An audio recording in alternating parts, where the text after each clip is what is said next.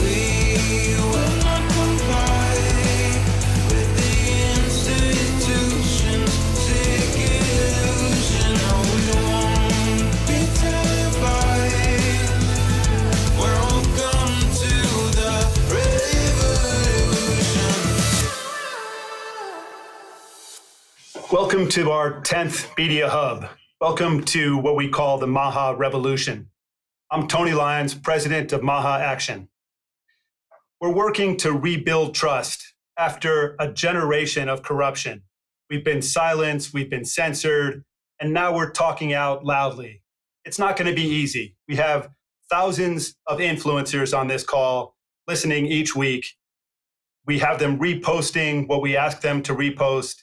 We have a real army working with us. We've got a great mailing list, almost 2 million people and growing.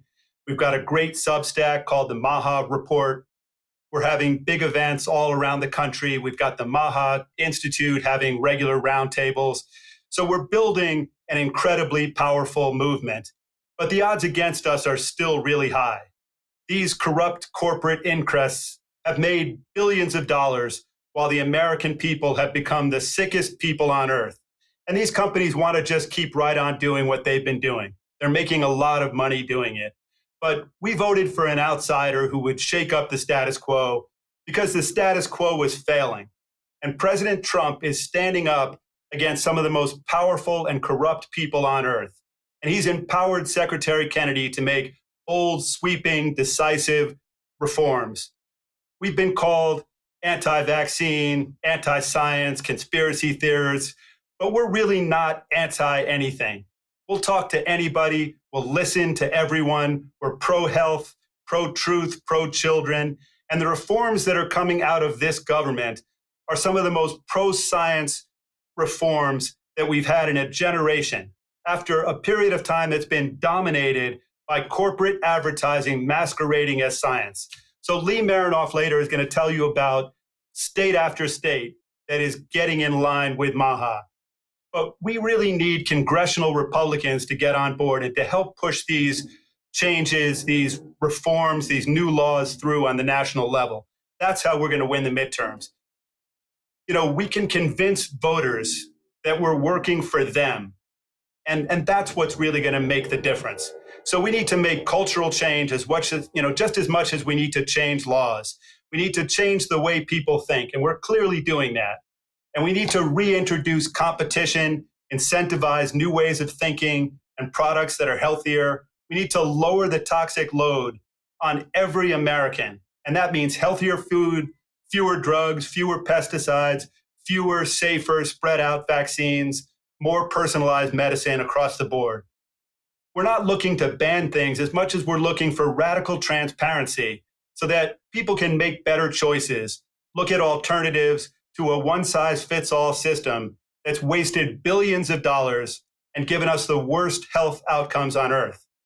As you'll learn soon from Shira Boehler's story, we also need early testing and screening to prevent all kinds of things, including cancer deaths. There's so much we can do, so much that we are starting to do, and so much more that we can get done in the next 3.5 years. So I'm excited for it. I'm grateful to all of you. And I'd like to start off by welcoming Dr. Oz, who is courageously helping to transform the way we think about public health towards prevention versus chronic disease management. Thanks so much, Dr. Oz. Tony, I want to congratulate you for all the wonderful leadership you've offered to a powerful movement.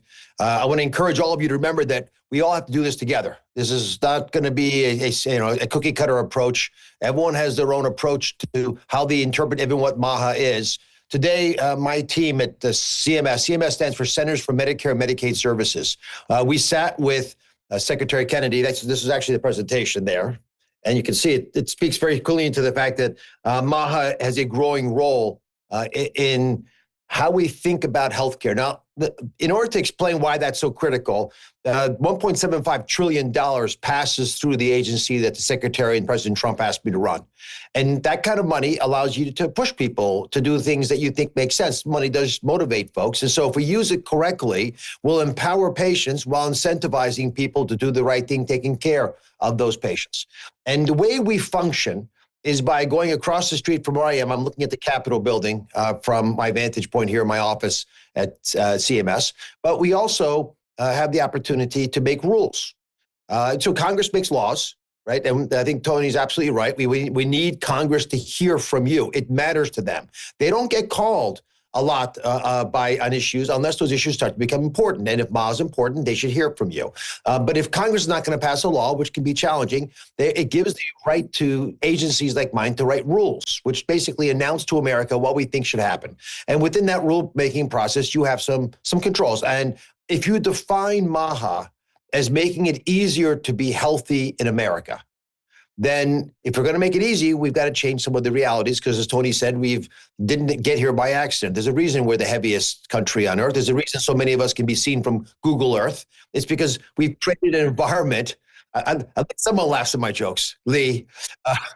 But you get folks into this sort of, they normalize problems that we shouldn't think are okay. And so you get people excited about it. They move forward. So one of the rules that we put out on Friday to close the business, address a couple of things that we think will make it easier to be. Oh, there he is. I'm glad Russell dressed up for me.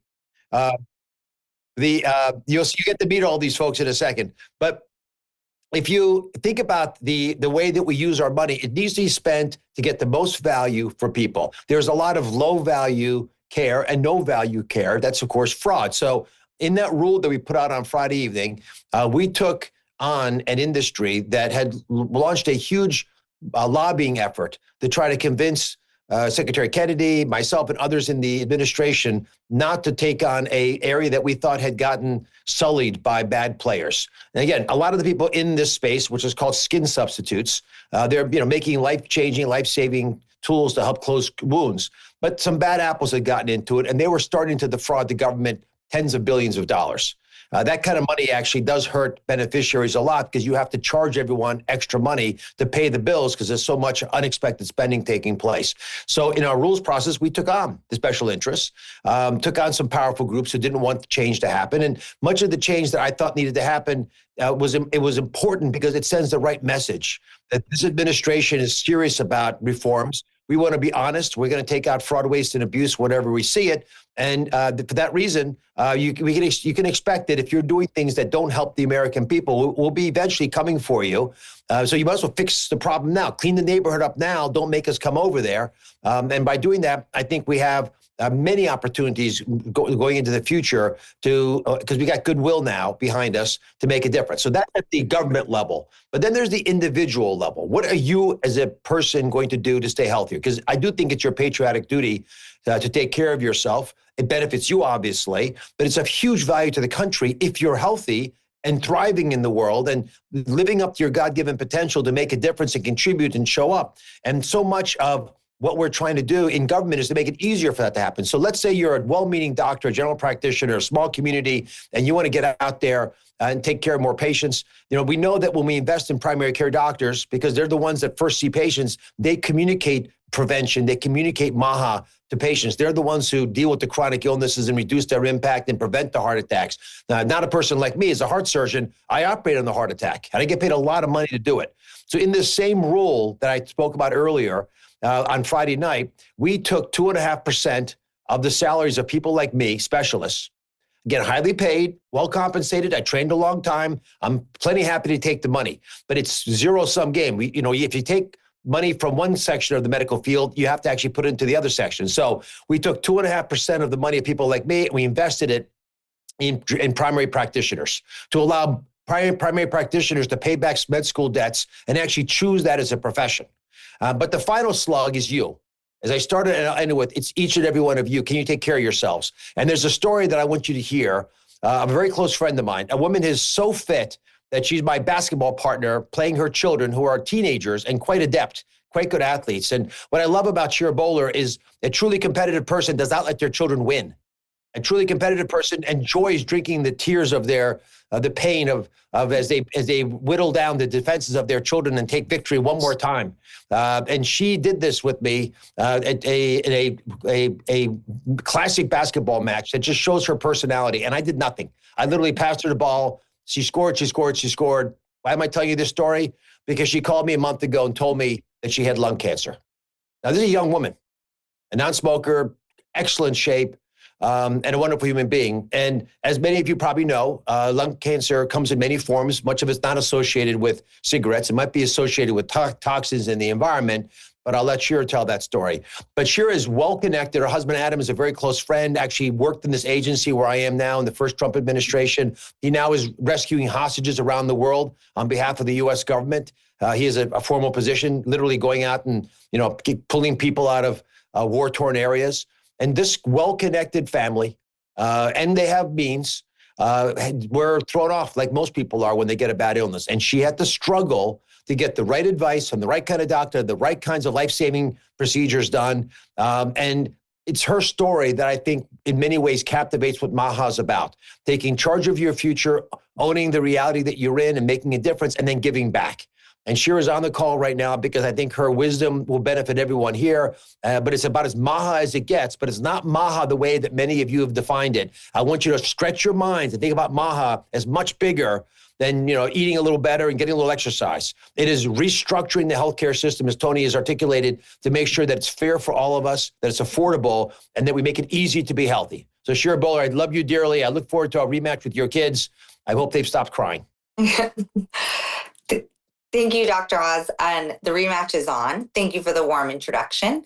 And I just want to reiterate a little bit of what he said. I'm an ordinary person, and I've just navigated this broken system over the past month. And what I've realized is that MAHA is all about changing the status quo. And that's what I feel like I'm here for today. And I want to talk to you about my journey over the past month. And I think that President Trump was nominated, Secretary Kennedy was put at the helm of HHS, and Dr. Oz is his right hand in order to do that. I'm the mother of 4. I'm a lifelong runner and basketball player. I'm a never smoker, and now I add to my resume a lung cancer survivor, and I never thought in a million years that would be me. And I think that the reason I'm alive today, I know that the reason I'm alive today is that I was proactive. I got a scan. I believe in the MAHA movement. I take care of myself every single day, whether it's with food or getting these scans. And I took control of my health, and that is why I'm here today. I had no symptoms. I was not a family of lung cancer survivors. And what I learned through this whole process is that lung cancer is actually killing more young, healthy women than breast cancer and ovarian cancer and uterine cancer combined. And we are in a female health crisis, and we need to take control of our health, and we need to change the status quo and fix this broken system. And I think the other side of it is MAHA gets silenced a lot. People think it's not science. My doctors are here with me now. This is about science. I did get that scan, and I can sit here today and tell you that I'm a lung cancer survivor. And I think prevention starts with these scans, and it's a big part of what MAHA is. I've written my story down. It's called One Scan Saved My Life. And I hope that you go out and get a scan and proactively take care of your own health, and it can save your life too. Thanks so much, Shira. Yeah, it really is a fantastic story, and we'll have you on multiple times to talk about it. Thank you. Next up, we have somebody who has been a comedian, an actor. He's a Christian. He's writing a book. He's a wonderful advocate for the MAHA movement. And more and more, he's becoming a close friend. Very, very happy to welcome Russell Brand. Thank you so much, Tony. And thank you, Shira Boehler, for that testimony and account of rising lung cancer diagnosis. And I also enjoyed the way that Dr. Oz said that we must increase what we consider to be the position and condition of MAHA. What has always appealed to me about this movement has been the opportunity to maintain focus on universal matters, personal health, caring for one another, not just eating a little better, but eat in a way that's conscious. And what we can learn when eating and medicine become so corrupted and so distorted that people are made sick at a national level. It excited me more than I can tell you when someone like Secretary Kennedy went from a peripheral to a central political figure and then surrounded himself with brilliant people, some of whom we're privileged to share this call with, like Dr. Oz, and I see Calley Means is coming up next. I mean, Calley Means, I've known him a little while now. I'd go so far as to say here to describe him as a kind of brilliant savant. Like when he describes his whistleblower journey is kind of extraordinarily exciting. He's the first person that helped me to understand that the majority of foods contain what in more sensible times might be regarded as poisons when it comes to, sort of seed oils and dense sugars. When people say that if sugar was discovered now, it would be categorized as a drug rather than as a food. I increasingly understand that. It's brilliant to have someone on like Shira Boehler, who in some ways is exceptional. She's an exceptional person, very sort of bright and unusual. And one time I went with her and Adam Boehler, her husband, who, as Dr. Oz says, literally goes around the world negotiating hostages out of, sort of peril. And he's an unusual dude, that guy. He's an unusual dude. I'll tell you that. That Adam Boehler, he is not normal. I suppose you wouldn't be if you're a hostage negotiator. Anyway, to hear somebody share an account of how toxicity environmentally might be so significant that even if you live what might be understood to be a healthy lifestyle, you're still at risk, in a way shows the importance of what we're all doing here. And it certainly shows the significance of the Children's Health Defense. And I'm going to be this weekend in Austin with Cheryl Hines, and I'm sure a lot of people on this call participating in a show. Will you be there, Leigh? I'm going to be there. Yeah, do you probably run it or something? Are you in charge of the whole event? Yours? Board member, there you go, more or less. I'll be in Austin, I believe, this Saturday night. I don't know what you have to do to attend, but I'm sure you'll be informed about that in more detail later. I want to express my gratitude at being able to participate in the Children's Health Defense. And again, in an increasingly fracturing time where I've just been doing a podcast just now. And the first part of the podcast is dedicated to talking about how Mamdani is like a... Oh, bless you, I hear that. Describing how Mamdani is a terrible dude and like how it's going to be terrible for New York and that socialism can never work. And I might agree with that diagnosis on the basis that socialism is born of Marxism, Marxism's born of industrialism, and industrialism is no longer a modality around which political systems need to be organized. They need to be organized around modern modalities, obviously. But then in the same call, we talk about Nick Fuentes and the sort of the danger and toxicity of Nick Fuentes. We need unity. We need to, if you're going to have the United States of America, or I suppose a United Kingdom, then one, I suppose, needs to have a set of ideals around which we can agree. And what would be more cohesive and more ordinary, and I mean ordinary in the sense of one might ordinate around it, than children's health, practical, transparent, clinically demonstrable medicine, and spiritual principles around which we can all agree, our shared health, and our collective well-being. I don't like seeing that thing flashing. I don't know if everyone on the call sees what the people that participate see, but if you're a participant, you see this terrifying looking countdown, the sort of thing that you might see if you were Dostoevsky, or firing, which he ultimately became Christian. Result of not dying as a result of. I'm doing research, Tony. This book I'm doing for you is going to be good, Praise the Lord. See you all soon. And thanks, Tony, as always. Oh, Calley Means. Don't mess this up, Calley. Calley, do not mess this up. We've come a long way. Well, Calley, you've been described as brilliant. You've been described as somebody who's working day and night to take poisons out of food, out of drugs, out of everything that is given to the public. And so I think you're really doing God's work. I'm grateful. Thanks for coming on. Thanks for everything you do. Thank you, Tony. I'm a little mad at you. I told you I can never follow Russell again. It's a tough guy to follow, but Russell, you're the man, and Shira, that was thank you for sharing that. That was very inspirational, and it kind of tying together what Russell and Shira were talking about. Russell made the point that we need to come together, that we need to have uniting in this country, and I think we're all feeling often like we want to go to war, and I certainly feel that too. But I'm here in Texas, just strategizing with some of the leaders in Texas on some state bills, MAHA ideas, and as we do, talking about bills or talking about actions at HHS, it inevitably gets very tactical. But just with Russell's comments, thinking about, what is the North Star of what we're trying to achieve? And I think it is worth noting, like, the MAHA movement is what we're building to is a uniting vision. It is a bipartisan vision.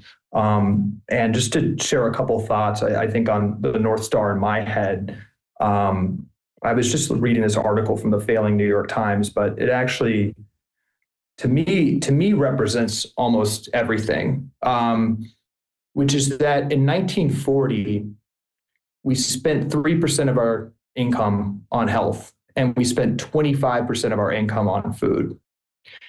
And now we're spending over 20% of our income on health and about 6% on food. And in Europe, it's reversed. So in Europe, they're spending 3 times or 4 times less per capita on healthcare. So the healthcare is more like food for us because they're spending 2 to 2.5 times more on food. So in France and Spain, they're spending 15% of their income, more than double the United States per capita, on food.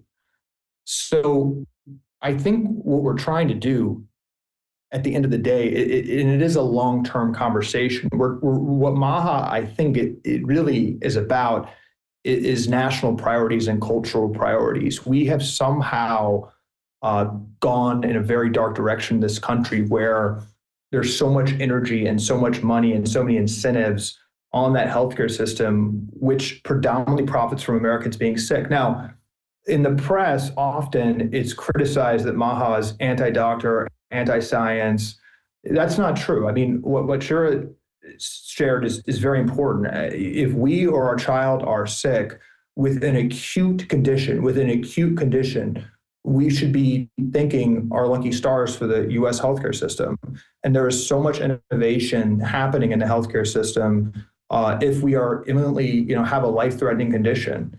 And, Casey and I talked about this in our book, being slandered because there's a chapter called Trust Yourself, Not Your Doctor.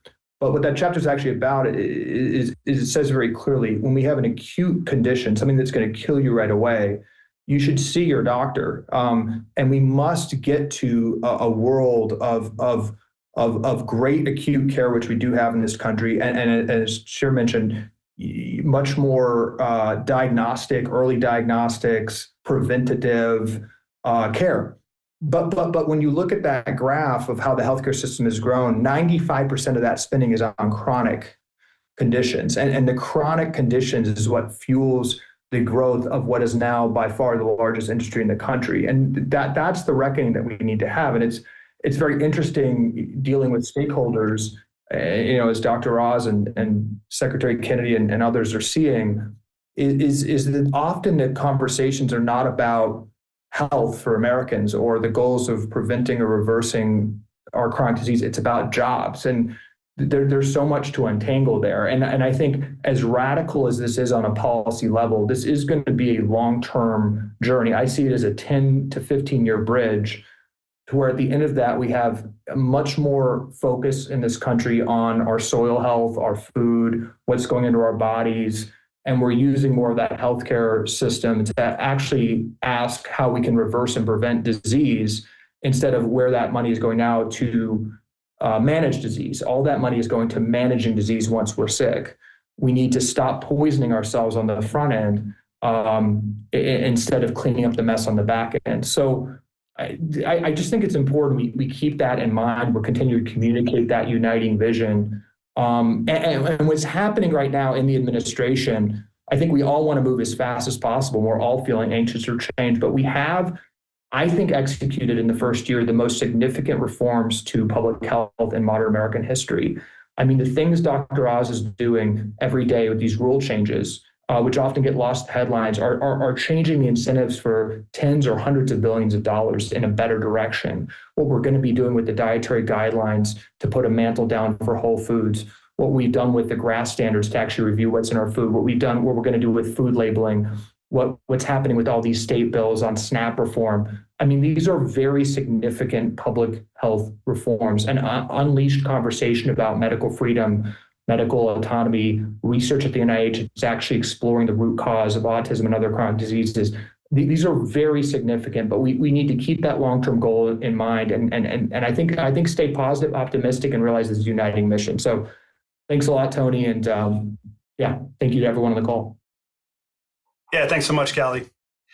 Somebody just texted me a picture of HHS right out front, and there are people with signs saying "Fire RFK Jr., impeach RFK Jr." So I'd just like to say, for all the people who are listening here, that this is what it looks like when you start to succeed. That these are very powerful companies. They've made a lot of money at the expense of all of our health, of our children's health. And, they've made billions and billions of dollars, and they hire these outside groups. They control, lots of people at big media companies. And, so when you see the New York Times coming out and saying that pesticides are safe, that toxins in food are safe, and that, Secretary Kennedy is anti-science and dangerous, you kind of know what's happening. And that's the kind of pushback that we're fighting. But the kinds of people who we have on our team are people like the next speaker, and that is Dr. Eric Berg.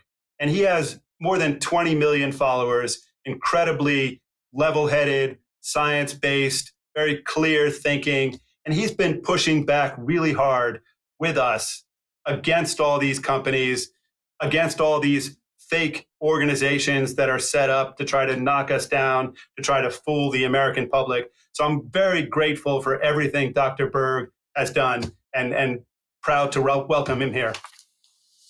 Thanks so much, Tony. I really appreciate that. I just want to chime in what you said, because really what you're hearing right now in the media is a bunch of noise. And so you can pretty much just ignore it, because that noise is not coming from the average person. It's manufactured noise that, attack RFK and all these different things. There's really just two groups. We got the group that wants to keep things the same, status quo, maintain it. And then we have our group that wants to change things. Why do we want to change things? Because 76.4% of the Americans basically have at least one chronic disease.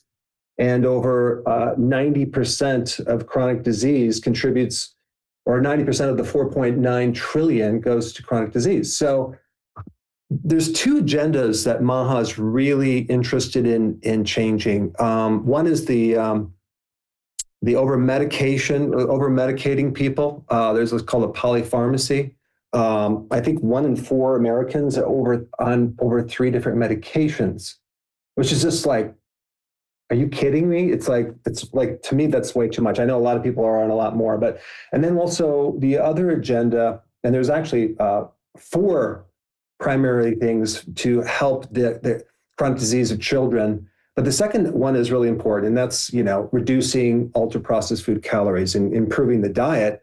And with that comes along getting the doctors more literate in the area of nutrition, food, lifestyle changes, because unfortunately, the first thing that's recommended is a medication. But I wanted to share with you this fascinating older book. Okay, this is an older book. It's called The United States Dispensary, 21st edition. And this is like the Bible for a pharmacist back in 1926. Also for the medical doctor who was using various treatments. And what's really interesting about this book in 1926 is that 75% of the recommendations were botanicals. They were natural herbs. They were natural things. They might have been minerals. Baking soda was one of them. They used methylene blue, which is not natural, but They don't really use that too much anymore. Colloidal silver was really popular. This is before antibiotics. They use all sorts of oils, natural things, cod liver oil, vitamin D, all these things. In 1946, that went down 75%. The natural went down to 50%. So 50% of things were natural. The other half were synthetic. And then by 55, it went down to 25%. And in 1972, it's down to 11%. Okay. Take a wild guess what it is now, currently. 0. So there's 0 natural things that are recommended by your doctor. It's going to be a drug. It's by their guidelines. And what happened to all these natural remedies? That's what I want to know. Well, they became folk medicine. They no longer work. A lot of them were banned because you can't patent them.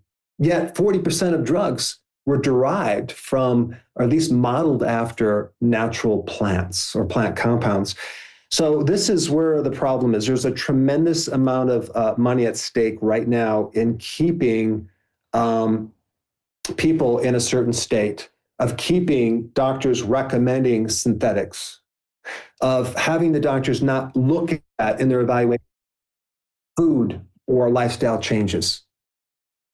Because if that was factored in there, that would start lowering the chronic disease and lowering the amount of medications that were recommended. But MAHA is about to change that. And this is why I'm involved. This is really exciting. And that's what we're going to be doing in the next year or two. So thank you very much, Tony. Thank you so much, Eric. It is really fascinating when you talk about the fact that there's 0 natural remedies now. That healthcare in this company, in this country has just become all about making money. And that's a big part of what we're trying to change here. So thanks for everything that you've been doing. So the next person is Eric Clay. And Eric, got into this line of work to try to help his mother, who was very sick. And Leigh Merinof, who's coming on later, had her own health journey. And Russell Brand had his health journey. And I have a daughter who's had a really tough health journey. So many of us have seen firsthand what a failed medical system means and, how painful it can be. So very happy to welcome here somebody who is a former professional MMA fighter, a very successful businessman, founder and chairman and CEO of TAM Global, the parent company of TAM Center and TAM CPI, focusing on data-based approaches to complex health issues. You just do spectacular things. So grateful for all the people who I know who have gone to your center, and welcome to our call. Thank you, Tony.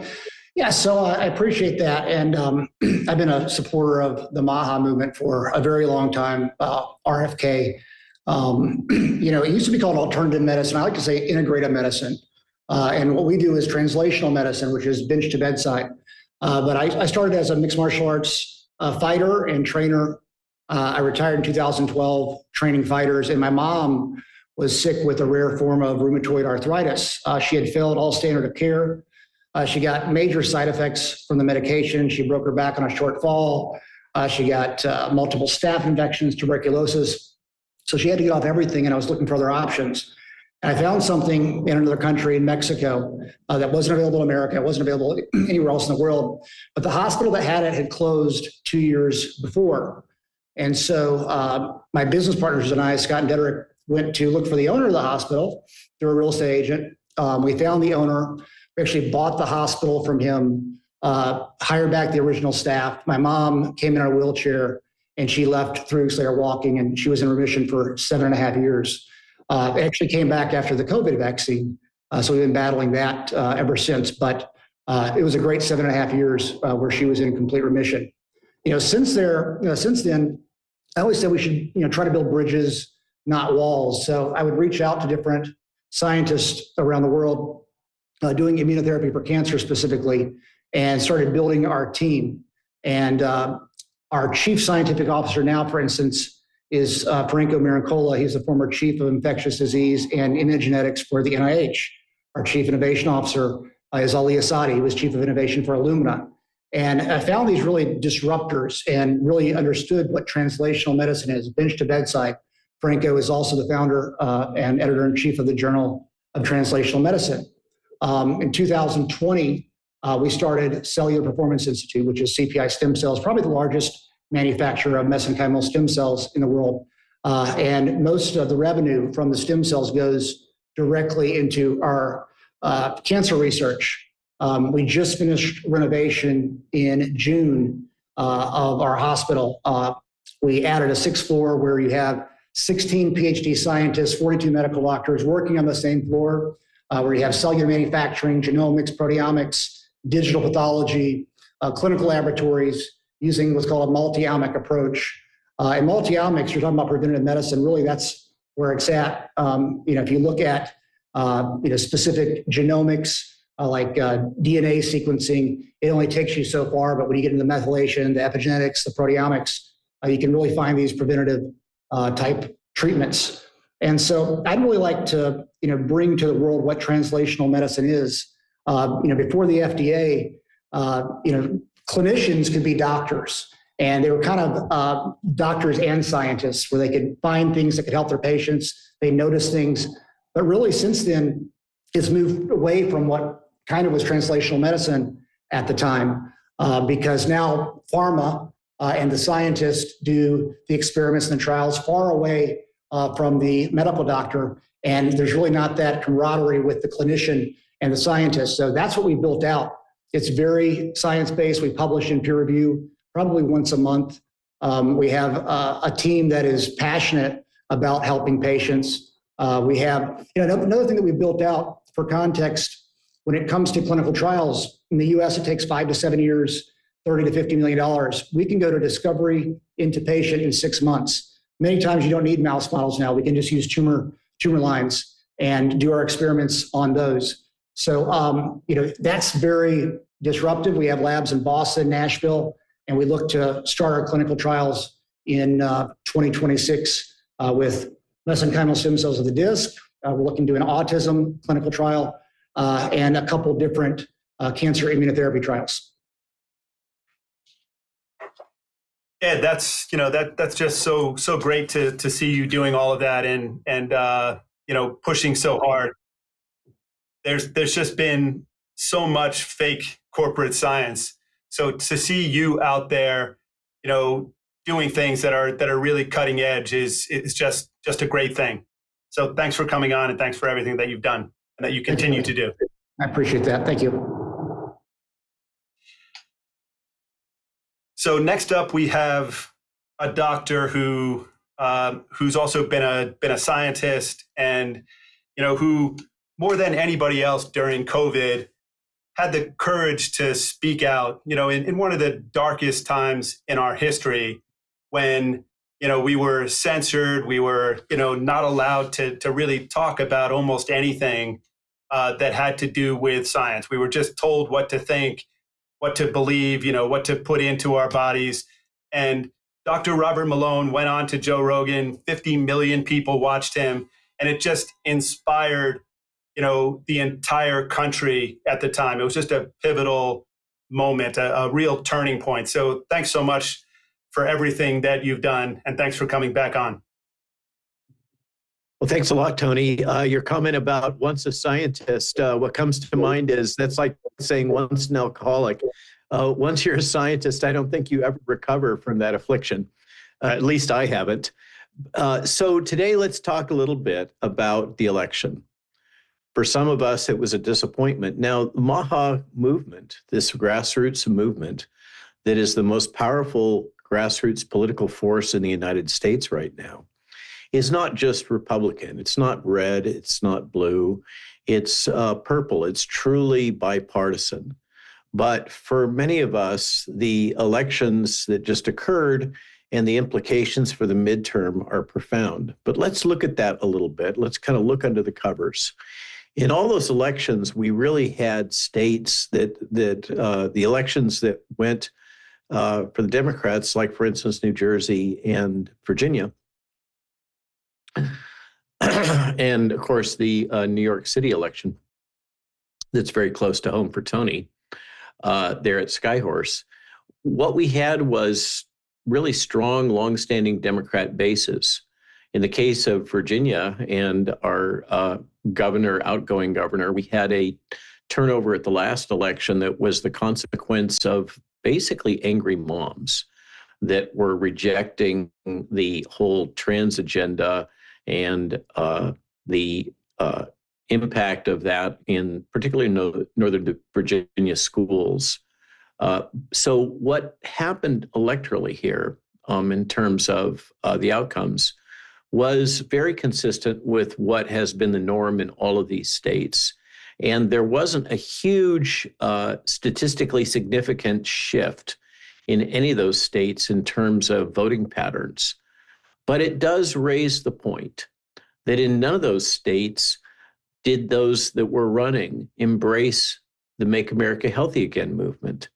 And I hope that the conclusion that comes now, if there is a substantial examination by the parties about what just transpired, was that to overlook the Make America Healthy Again movement is not in their political best interest.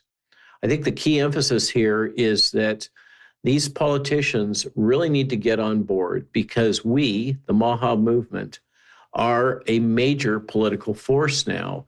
Again, it's not partisan, it's bipartisan. It cuts across everybody that cares about children, that cares about improving children's health, improving longevity, getting toxins out of our foods, safer foods, more transparency. Who can be against this? Well, apparently the Democrats have decided they're against it because we can see that in the various testimony that occurred in the hearings in the Senate, in which Secretary Kennedy was really put on the grill like a shrimp on the Barbie there.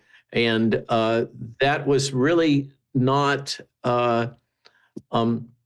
very pretty moment. I don't think I know Secretary Kennedy didn't deserve that.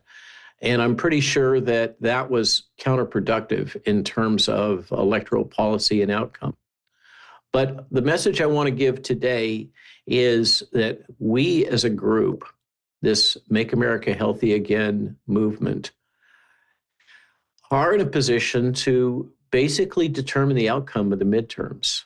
The question is, will members of the House and the Senate recognize the importance of our movement, our agenda, our initiatives, the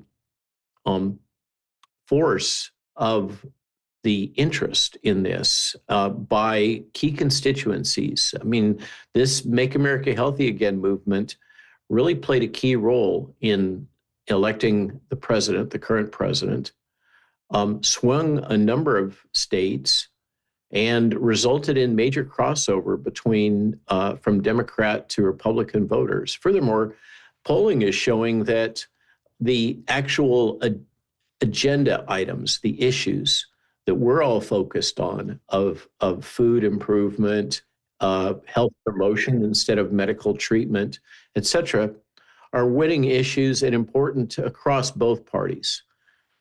Now, so I want to make sure that nobody gets discouraged by this and that they focus on trying to get our representatives, which party they're from is almost irrelevant, to get behind MAHA. It's a winning set of issues for the upcoming midterm, and they ignore us at their peril. Now, with my last few remaining seconds, I'd like to introduce my friend, Kevin McKernan. Kevin is the real deal. You know, there are a lot of pretenders here we were speaking about scientists at the beginning of my little chat here. Kevin is the real thing. He has a fantastic CV, and he's a good person. What I always encounter with Kevin is a complete lack of ego. He is all about the data and about the information, and he's going to share some important findings with you. So please join me in welcoming Kevin McKernan to our group.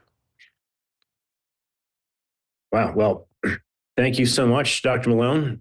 That's a quite intro I need to live up to here. So what am I doing here? My background is in genomics, and I really want to commend Dr. Berg for bringing up all these natural products, because that is my passion. I actually work in the cannabis and psilocybin space, trying to get better characterization of cannabis products and psilocybin products. These natural products that he mentioned have been weaned out of our system. In fact, the second most prescribed drug in 1937 was cannabinoid oil from Lilly, and it has been weeded out of the pharmacopoeia in 1942 in favor of Tylenol.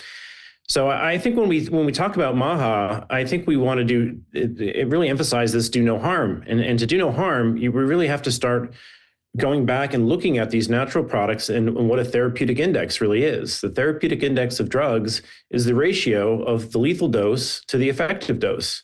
And in many drugs that we're giving to people today, that window is very small. Like lithium is around 3, SSRIs are 10 to 20, Tylenol is around 15. All right, so 15 times the dose that you want to take therapeutically will kill half the rats.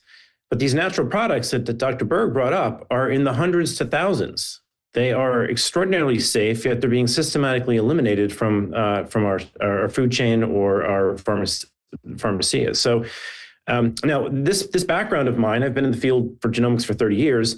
We sequence products to see what's in them and build PCR tools to look for microbial content. And we applied those to the vaccines during the pandemic and found things that are in there that shouldn't be there.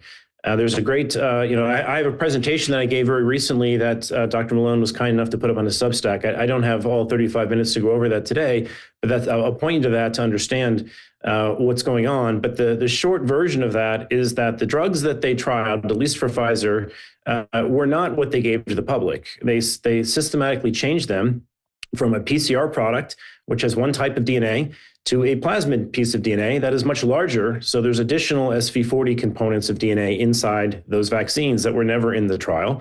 And that DNA has different epigenetic signatures on it that are more inflammatory to your immune system. So the product that was touted in the media being 95% effective, those numbers aren't real.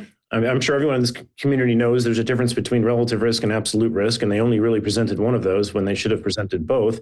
But even those numbers are not really representative of what was given to the population.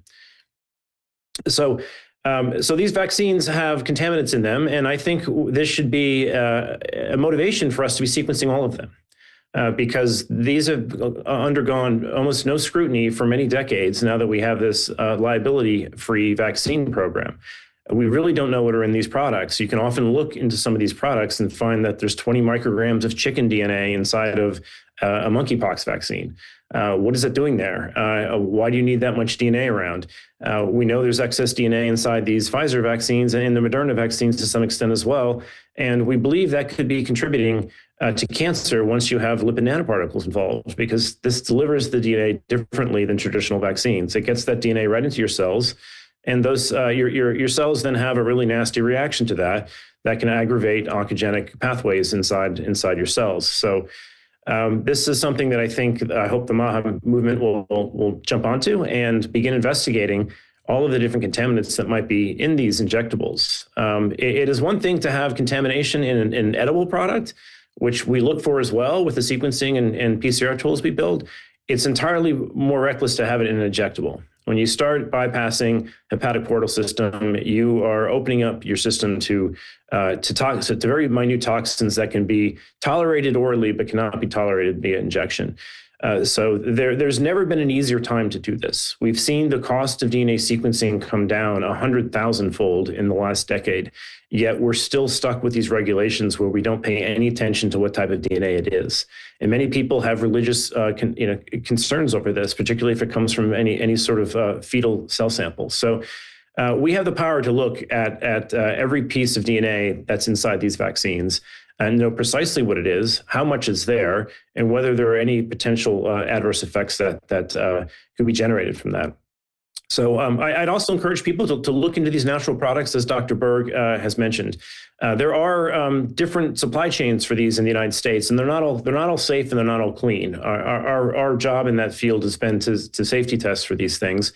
And there's 3 distinct markets, at least for the cannabinoids in the U.S. market. There's a black market, which I don't recommend at all. There's a hemp market that has its own issues. It does have banking, but it has no safety testing. And there's a lot of synthetics that are being sprayed on that material and put into vape pens and sold at gas stations and smoke shops. It's a very risky pipeline as well. The only safety tested supply chain we have is state run, and unfortunately it's unbanked. And that's something that I hope the MAHA movement can get behind changing. We need to treat this as one plant, bank everything and test everything. And it will lead us to back toward being able to use these natural products. Kevin, yeah, that was great. I think it's so important for the MAHA movement to stand up and fight any kind of liability protection, whether it's for vaccines or things in foods or pesticides. I mean, companies that make these products make billions and billions of dollars, and they have to stand behind their products. And the only way we're going to get better products is if when, people produce things that harm the American public, that protect profits and hurt children, then they will stop doing that. They will do their own research, and because they will feel the pain of poisoning the American public. So I think that's a great point, and that whether it's DNA or toxins or all kinds of other things, we need to know what's in the products that we're injecting into our children, that our children are eating, or that's on the on the vegetables that our children eat. And that's something we can achieve, and there are better alternatives. And I think the MAHA movement really wants to find those alternatives. We want to make sure that we're doing as good a job as we can possibly do. And we're told that it's not possible, that we can't have healthy food, we can't have healthy vaccines or healthy drugs, that all of these things are too expensive or it's too complicated. But those are all just talking points from big pharma, big food, big ag. We can do much better. It doesn't have to cost much more. And in the long run, if we're not healthy and if we don't protect our children, it's going to cost us a hell of a lot more to treat all of the illness that these products create. So the next person we have up is Leigh Merinof. And Leigh has just been a warrior for children, for public health. She owns a farm. She has a school on that farm, has helped numerous children there, but manages to be a board member of MAHA Action, of Children's Health Defense, and travels all around the country, meeting with governors, working in just so many different ways to try to protect children, to try to protect public health. I'm so grateful for all the work that she's done. Most people don't know about it because she's just sort of out there doing it day after day, 7 days a week. So thank you so much, Leigh, for everything that you've done. And I'm grateful to know you, to be your friend, and to have you on this call. Oh, thanks, Tony. That's really nice. It's really great to be here. I feel privileged to be with this group of people, and I've learned so much being on and listening to the different media hubs. And today, I'd like to talk about the really great opportunity that America has with the Rural Health Transformation Program, because it gives us a way to really implement root cause, results-driven solutions. It's designed to reverse disease rather than simply treat disease. And I want to discuss today how MAHA Action, how our committee has engaged with this. So I don't know how much the audience knows about the Rural Health Transformation Program, so I thought I would describe it. It came out of CMS. It's a $50 billion federal initiative that came out of the big, beautiful bill. The goal is for it to improve healthcare in rural communities. This is really about prevention and making people healthier. It's not just about treating disease. Dr. Oz has called it a catalytic investment to spark real measurable change in how we treat, feed, and support rural America. This program will reward states that deliver measurable results in access to care, workforce retention, population health, cost reduction, and quality improvement. It's a historic investment in reversing chronic disease and modernizing rural hospitals and rebuilding healthcare infrastructure that's been neglected for decades. One half of the money, the $25 billion, is going to be divided equally among the states, and each state can get $100 million per year for 5 years. It's the other half that we're really talking about, because this is going to be awarded to states depending on their requests and the quality of their implementation. So I really want to emphasize that this is the largest federal investment in rural healthcare reform in U.S. history. Applications, they're due tonight, November 5th. And then CMS has until December 31st to approve these applications. So not only is this the biggest, but it's also the fastest, because the states only had 6 weeks to apply. CMS only has 6 weeks to approve. By January 1st, 2026, these initiatives are going to be approved for funding. At that time, the states are going to open an RFP process for applications for grants. Our committees, MAHA Action, will be there with our pilots, and we're really recommending that everybody get to understand what this is so that you can also be there. We have a committee, and that is called the Strategic Health Initiative. I've spoken about it a little bit. We have created a series of pilots to address the chronic health care. And we traveled, as Tony said, we traveled across the country. We spoke with governors and different health groups in all the states. Well, not all the states. We are active in 23 states, and we reached out to 40 of them. We have 4 main pilots that we recommended. We were able to tell the states why they should use them, what would happen if they did use them, and I wanted to describe them here. Number 1 is that we have a diabetes reversal diet that with remote access, clinical trials have shown that it can reverse 50 to 70% of diabetes within 10 weeks on a keto diet. And if 2,500 patients are enrolled, $1,100 per person can be saved by the states when the diabetes is reversed. This also really reduces ER visits and costly complications. The next initiative we have is an in-home dialysis. This allows the possibility of an overnight treatment to help people really have a much higher quality of life.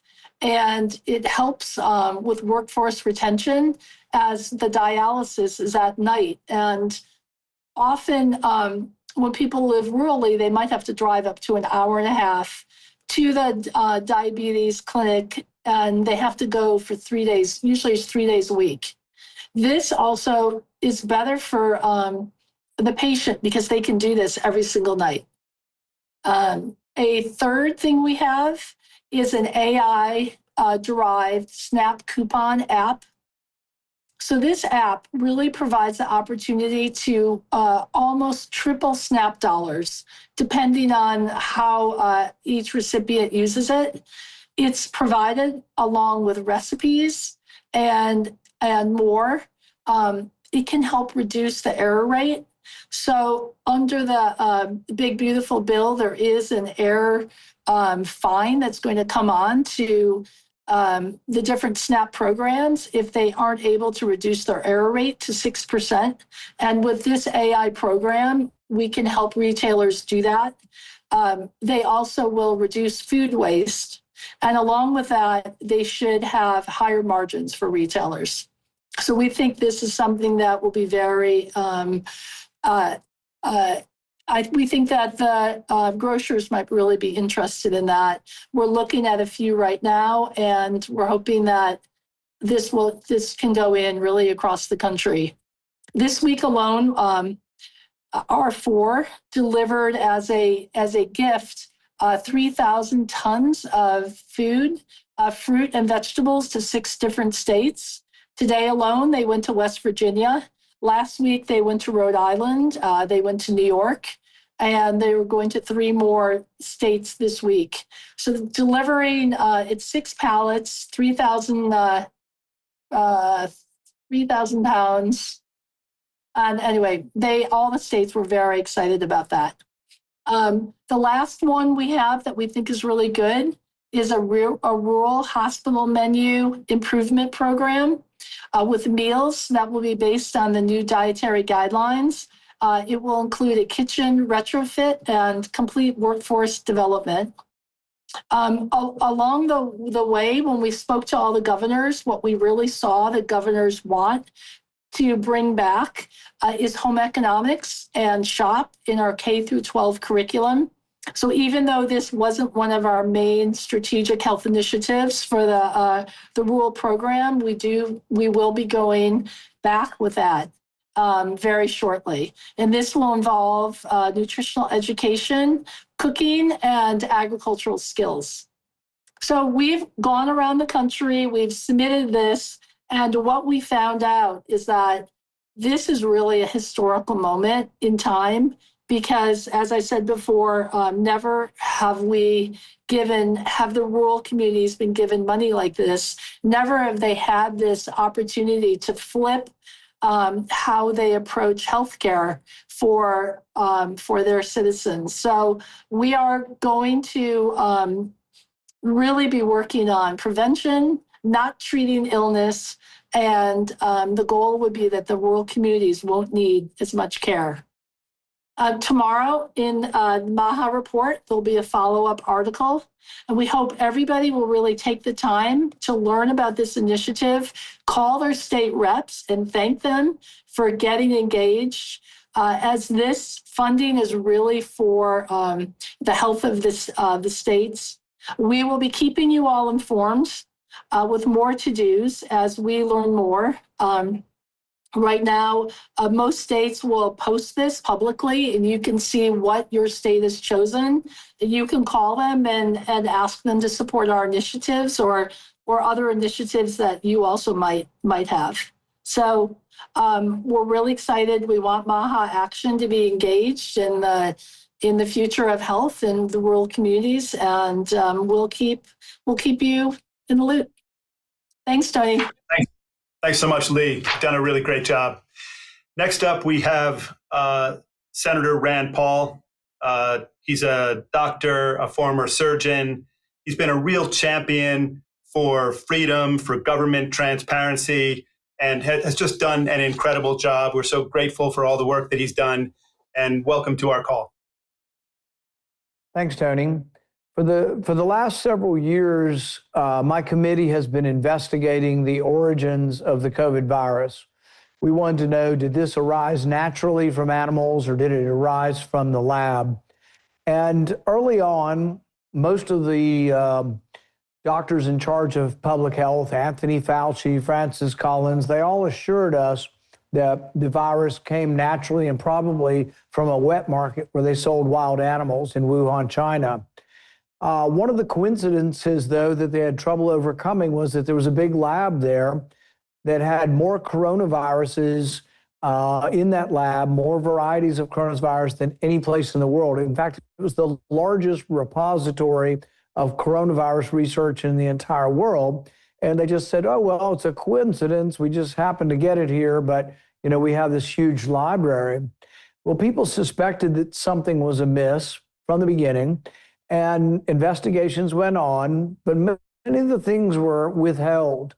One of the key items we learned right in 2021, actually, as we've gone through the presidential election, the first President Trump administration was ending, they released information from the State Department that had been classified that 3 people got sick in November of 2019 in the Wuhan lab.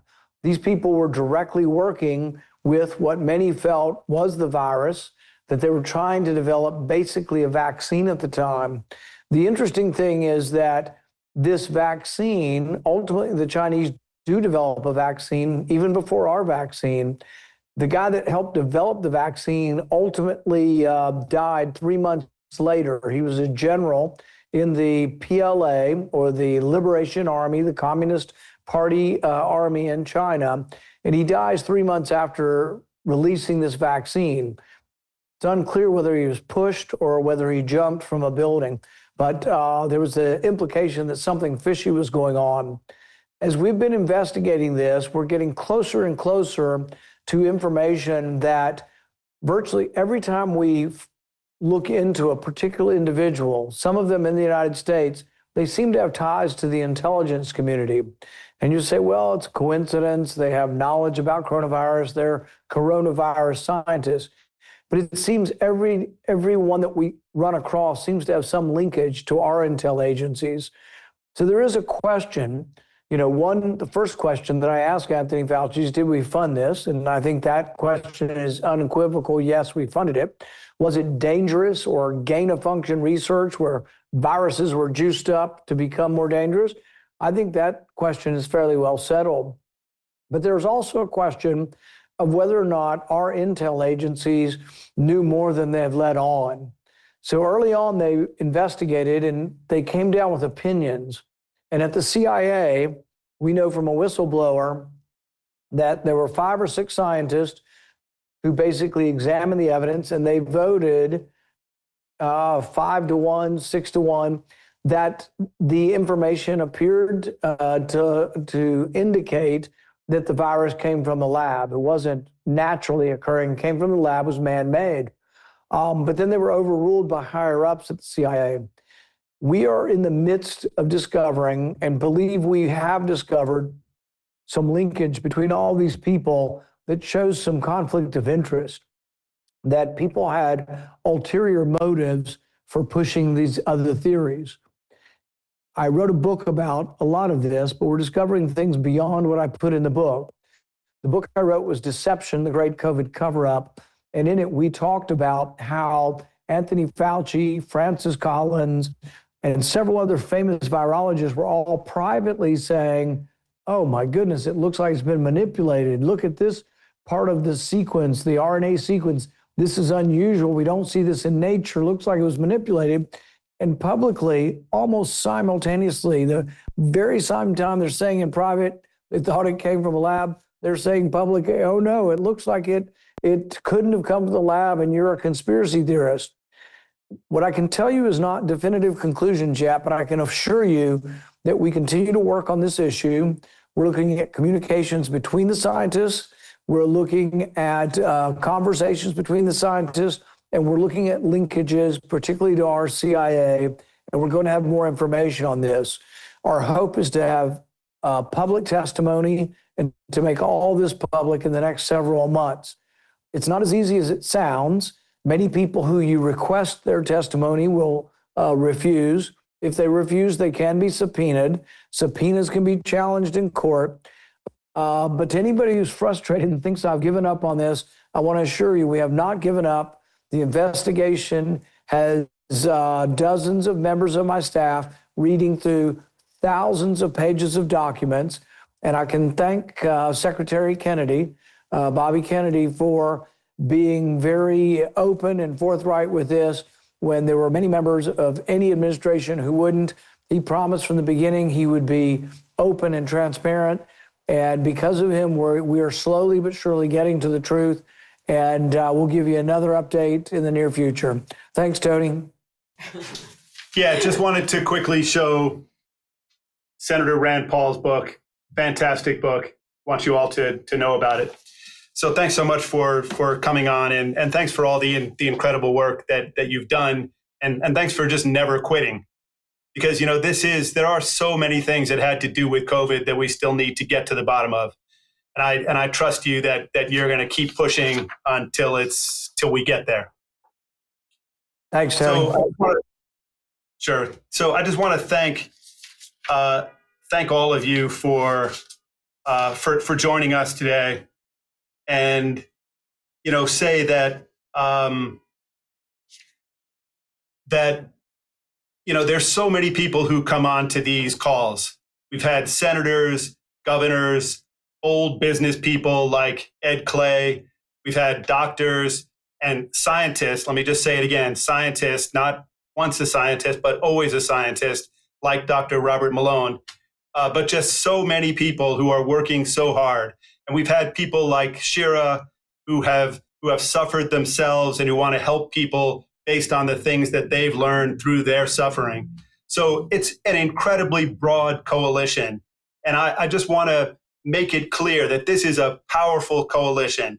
And like Dr. Robert Malone said, this is a coalition that Congress people ought to, really follow and recognize that we can help, that we want to help with the midterms. This is a top priority for us. We want to be sure that Secretary Kennedy and that President Trump are, empowered to complete the incredible missions that they've set out to achieve.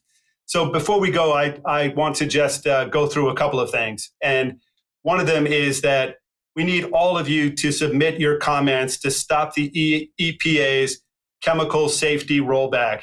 Because, like I said before, we're against every kind of liability shield, whether it's chemicals or pesticides or vaccines or anything in our food. We're not for banning things, but we are absolutely not for giving an incentive to companies that poison the American public. So the last couple of things are really like you all to stay informed, to go to the MAHAaction.com website, to subscribe to the MAHA report on Substack.